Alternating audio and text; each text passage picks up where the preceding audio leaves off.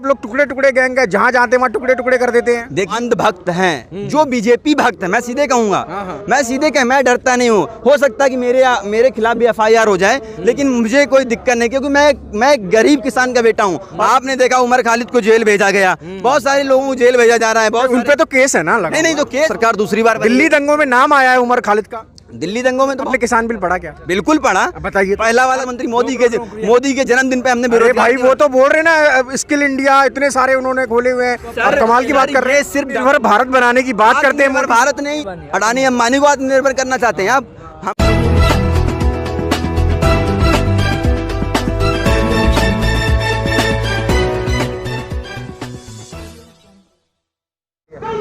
दोस्तों नमस्कार, मैं विकास, आप देख रहे हैं जस्टिस इंडिया और इस समय मैं सिंघू बॉर्डर पे मौजूद हूँ। तमाम लोग मेरे साथ मौजूद हैं और JNU के छात्र भी मेरे साथ मौजूद हैं। क्या कहेंगे, छात्र को तो पढ़ाई करनी चाहिए, आप आंदोलन में क्या कर रहे हैं? छात्र पढ़ेगा, आंदोलन करेगा तभी तो बढ़ेगा। पढ़ने दिए ही नहीं जा रहा है, यूनिवर्सिटीज़ खोल ही नहीं जा रही। सारे यहाँ पर इलेक्शन, सारे बंगाल में इलेक्शन हो रहा, वहाँ प्रचार हो रहा, यूनिवर्सिटी में काम नहीं हो रहा है। ये कौन सी बात है? यहाँ बिहार इलेक्शन हो गया, यूनिवर्सिटी नहीं खोली जा रही, शोध कार्य हमारे सारे। कोरोना चल रहा है ना। कोरोना तो इलेक्शन के लिए कोई कोरोना नहीं। ये व्हाट इज दिस? ये क्या है? ये तो किसानों के बच्चों को मूर्ख बनाया जा रहा है। हम लोग जो पढ़ने के लिए यहाँ पर आए, स्कॉलरशिप पे पढ़ रहे हैं और हम पढ़ना चाहते हैं, तो हम तो कह रहे हैं कैंपस खोलिए। तो आप जहाँ तक यूनिवर्सिटी की या जो कॉलेजेस की बात कर रहे हैं आप, कोरोना चल रहा है अभी, कहीं ना कहीं गवर्नमेंट भी तो आपके फेवर में है ना? नहीं, बिल्कुल फेवर में है। जो रूल आम जनता में लागू होता है वो सरकार के भी लागू होता है। गाइडलाइन हमारे लिए नहीं होती है, हम जो गरीब लोग हैं उनके लिए गाइडलाइन नहीं होती है। गाइडलाइन वो भी फॉलो करें जो लोग, हम तो मास्क लेके चल रहे हैं, पूरे बसों में मास्क, हर जगह मास्क लगाए घूम रहे हैं। लेकिन मैं ये देख रहा हूँ जो बंगाल में इलेक्शन अभी 21 में इलेक्शन है, वो क्या है, उसके लिए कोई नहीं आया। इतने बड़े बड़े प्रचार हो रहे हैं, बिहार का इलेक्शन हो गया और बहुत सारे अभी यूपी पंचायत इलेक्शन होने वाले हैं। आप देख रहे हैं सारे रूल रेगुलेशन टूट रहे हैं। तो मैं तो ये कहता हूँ कि भैया सभी के लिए रूल गाइडलाइन जो भी है सभी के लिए होनी चाहिए।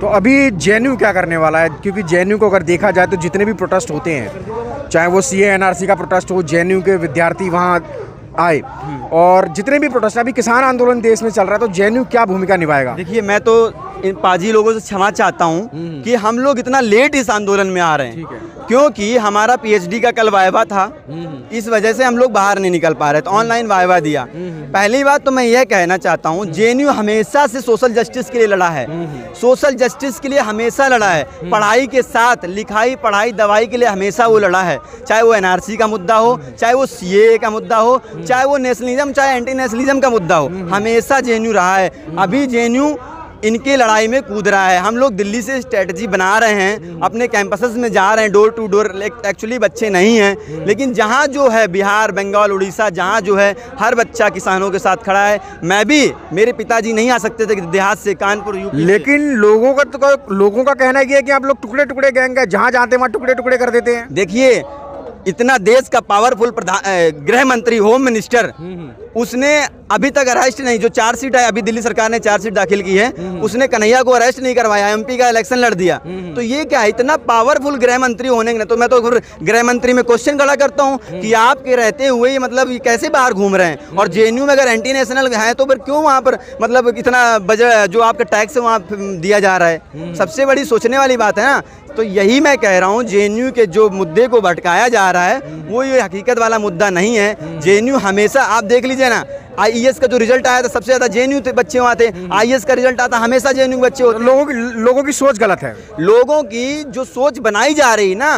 और क्या मैं अगर अच्छे से रिसर्च करूंगा तो मेरा देश भक्ति नहीं है क्या? सिर्फ झंडा लेने से देश भक्ति नहीं होता है। मैं किसानों के साथ खड़ा हूँ तो मेरा भी ये फंडा कि मैं किसान बेटा होने के नाते, अगर मैं पढ़ रहा हूँ तो मेरा पिता तो वही तो मैं सवाल कर रहा हूँ आपसे, विद्यार्थी की उम्र तो पढ़ाई करने की होती है, आंदोलन में थोड़ी ना है। नहीं, एक शोधकर्ता होने का, अगर एक PhD कर रहा हूँ तो मेरा एक कर्तव्य बनता है कि मैं जिसमें कर्तव्य मेरा बनता है कि मैं इन भाइयों के साथ, इन अपने बुजुर्गों के साथ रहूं। ये जनरेशन है। भगत सिंह, अगर भगत सिंह ने पढ़ा नहीं क्या? लास्ट जब वो जेल में पढ़ रहे थे तो मैं नास्तिक क्यों, वो ये पढ़ रहे थे। तो पढ़ाई के साथ लड़ाई होती है। तो मैं वही कह, लड़ो पढ़ाई करने को, पढ़ो समाज बदलने को। ये जो है ना, इसमें हम लोग कायम रहते हैं। तो कितना अभी इस आंदोलन में कितना और JNU कितना और आगे बढ़ाएगा इस आंदोलन? अभी जेएनयू नहीं, ये आंदोलन अब दिल्ली में गया है, बच्चों तक गया है। अब यह आंदोलन सिर्फ किसानों का आंदोलन नहीं है, इसमें मजदूर यूनियन, स्टूडेंट यूनियन, बहुत सारी यूनियन। आप ये कहना चाहते हैं कि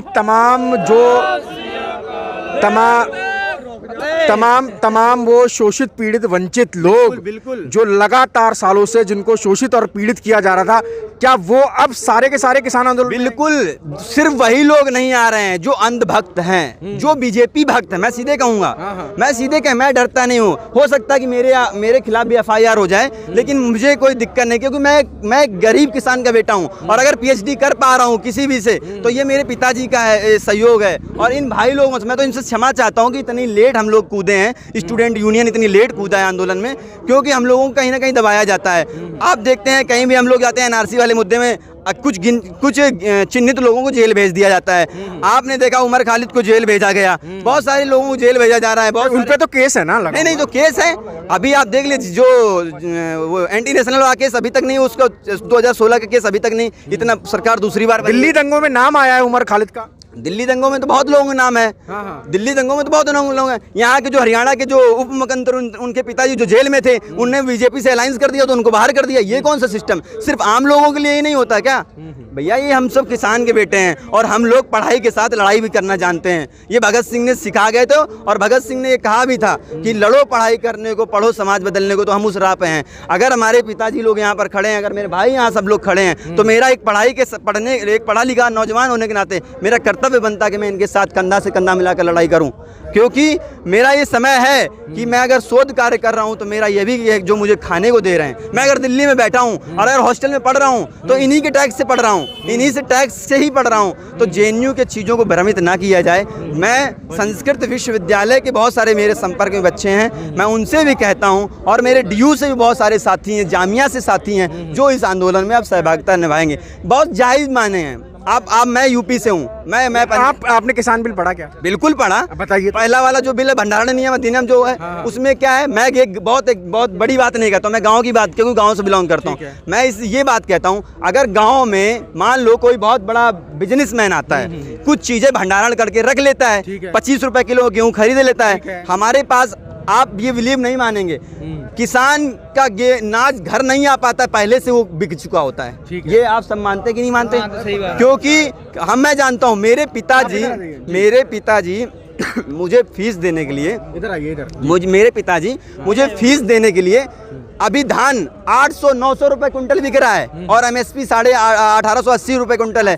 ये क्या सिस्टम है? मतलब आप लोग वहाँ भंडारण कर लो, फिर जब हम लोगों के पास खाने के लिए अनाज ना बचे तो आप वही हमसे जो खरीदा है वो हमें 50 रुपए किलो दो। ये कौन सा सिस्टम? कहीं ना कहीं करप्शन मानते हैं। बिल्कुल करप्शन है। और जो तीसरा जो MSP वाला है, वो सबसे बड़ा लीगल होना चाहिए। आप देख लीजिए, जो मिनिमम सपोर्ट प्राइस है, जो मिनिमम सेलिंग प्राइस है, उसमें जो 1880 रुपए क्विंटल धान का प्राइस दिया है, वो क्यों नहीं हम लोगों की धान ले जा रहा है? हम यूपी से बिलोंग करते हैं, यूपी में 900 रुपए धान बिका है, 800 रुपए क्विंटल धान बिका है। तो ये हाँ, और स्वामीनाथन आयोग रिपोर्ट, क्या परेशानी? आपने बोला था कि मेरी सरकार बनती है तो मैं आय दुगना कर दूंगा, 2014 में बोला था। आप मैं जानता हूँ, मैंने खुद बीजेपी को वोट दिया है। मैंने 2014 में खुद बीजेपी को वोट दिया, और बहुत सारे यहाँ भाइयों ने भी दिया होगा। क्यों दिया? क्योंकि उम्मीद आपसे थी। आपसे उम्मीद क्या खत्म हो गई है? बिल्कुल उम्मीद, स्टूडेंट्स की उम्मीद खत्म हो गई है। आप बेरोजगार देख लीजिए। प्रधानमंत्री मोदी के जन्मदिन पे हमने बेरोजगार, भाई वो तो बोल रहे ना, स्किल इंडिया इतने सारे उन्होंने खोले हुए हैं, कमाल की बात कर रहे हैं। सिर्फ डॉक्यूमेंट्स तक ही सीमित होते हैं, प्रैक्टिकली कहीं नहीं है। आप एक बात बताइए, एक वैकेंसी निकलती है अभी यूपी में, आत्मनिर्भर भारत बनाने की बात करते हैं। भारत नहीं, यहाँ पर बुलंदशहर में रातों रात लड़की को जला दिया। ये कौन सी बात है? अडानी अंबानी को आत्मनिर्भर करना चाहते हैं आप? हम भैया, हम सब लोग समझ गए हैं। अब हम धर्म के नाम पे नहीं बढ़ने वाले, बहुत बढ़ चुके हैं। हिंदू मुस्लिम सिख के टाइम बहुत बटे हैं, अब नहीं। जेएनयू फाइनली अब क्या करेगा? क्या इस आंदोलन को और ज़्यादा बूस्ट करने वाला है? जेन्युइन मुद्दा है। मैं आपके माध्यम से जनता को बताना चाहता हूँ, बहुत जेन्युइन मुद्दे हैं, और बहुत ज़्यादा मांगे भी नहीं। ये हमारा हक है, और हक की लड़ाई छीन के ली जाती है, वैसे तो कहा जाता है। हम तो इनसे सिर्फ एक सजेशन की बात कर रहे हैं कि हमें MSP गारंटी का आंदोलन दे दो, जिससे जैसे हमारा यूपी में 800 रुपये कुंटल धान बिका है, वो भी 1880 रुपये कुंटल धान बिके। ऐसे क्या होता है? सिर्फ अब यूपी में जाइए आप 800 रुपये कुंटल धान बिक रहा, पंजाब में जाइए 700 रुपये कुंटल धान बिक गया है। तो मतलब और 14 आप जाइए खाद की बोरी 5 किलो उसमें घटा भी दिया है, आपको पता है यूरिया में 5 किलो घटा दिया है, पहले 50 किलो आती है 45 किलो आ रही है और रेट वही है। तो ये तो जो जेन्युइन मांगे हैं। और भंडारण वाला बहुत कॉमन सेंस बात है, किसान का भी भंडारण नहीं कर पाता है, अपने बच्चों को खिलाता है, अपने घर वालों को खिलाता है। जेएनयू ही नहीं, देश की जितने भी यूनिवर्सिटी हैं, जितने भी सोशल जस्टिस के लिए लड़ती हैं यूनिवर्सिटी, जामिया है, DU है, BHU है, सब लोग यहाँ पर आएंगे। संस्कृत विश्वविद्यालय भी इसमें पार्टिसिपेट करेंगे। मेरे संपर्क में बहुत सारे लोग हैं, कह रहे हैं हम भी चलेंगे। आज तो मैं ही आया हूँ, मेरे बहुत से दोस्त इसमें आंदोलन में आएंगे। और ये आंदोलन किसानों तक ही नहीं रहा, ये आंदोलन घर घर पहुँचा है। मैं सोचो कानपुर देहात से आया हूँ, बहुत जो कानपुर देहात जो बहुत पिछड़ा एरिया है वहाँ से आया हूँ। तो दोस्तों सिंघू बॉर्डर से ये तमाम लोग थे और ये देखिए लखनऊ से भी कुछ लोग आए हुए हैं और तमाम लोग यहाँ पर मौजूद हैं। मुद्दा सिर्फ यही है कि जो किसान बिल जो पास हो गया उसको वापस लिया जाए। लगातार आज 16वां दिन है और ये लोग अपनी मांगे मनवाने के लिए सिंघू बॉर्डर पे लगातार बैठे हुए हैं। तो तमाम लोगों से मैंने बात की और सिर्फ एक ही सवाल, एक ही जवाब कि बिल वापस लिया जाए, उनको ये लोग मानना नहीं चाहते हैं। तो तमाम खबरों के लिए आप देखते रहिए जस्ट TV इंडिया।